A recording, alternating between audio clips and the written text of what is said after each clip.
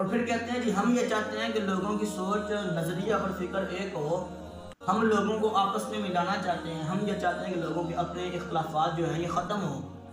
حالانکہ ان کی اپنی باتیں اپنے کتب کے خلاف ہوتی ہیں، ان کو اپنی کتب کا علم نہیں ہوتا، یا تو ان کو علم ہے لیکن علم ہونے کے باوجود یہ مانتے نہیں ہیں، یا تو ان کو پتہ نہیں ہے۔ مفتی طارق مسعود صاحب کو دیکھ لیں آپ، ان سے سوال ہوا کہ مفتی صاحب کیا اصالہ ثواب کرنا جائز ہے؟ تو مفتی صاحب نے بے ساختہ جواب دیا کہ نہیں، اصالہ ثواب کرنا درست نہیں ہے، نہ صحابہ نے کیا نہ تابعین نے کیا، اس لیے اصالہ ثواب کرنا اچھا طریقہ نہیں ہے۔ مولانا طارق جمیل صاحب نے قرآن خوانی کی، کیا قرآن خوانی کرنا جائز ہے؟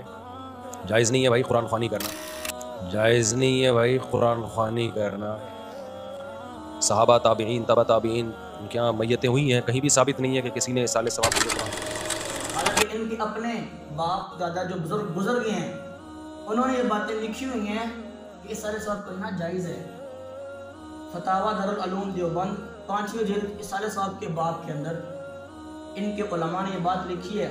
وہاں بھی سوال ہوا کہ صدقہ خیرات کرنا جائز ہے، کیا صدقہ خیرات کر کے میت کو اصالہ ثواب کرنا جائز ہے؟ تو آگے سے ان کے علماء نے لکھا ہے بالکل اصالہ ثواب میت کو کرنا، صدقہ خیرات کر کر ان کو ثواب بھیجنا یہ جائز ہے، اور اس میں اہل سنت متفق ہے۔ جائز نہیں ہے بھائی قرآن خوانی کرنا، یہ جائز ہے اور اس میں اہل سنت متفق ہے۔ مفتی طارق مسعود صاحب کچھ بات کرتے ہیں، ان کے علماء نے کچھ کی ہوئی ہے، اور یہ ہمارے بارے میں کہتا ہے کہ ہم نے ان کو آپس میں ملانا ہے۔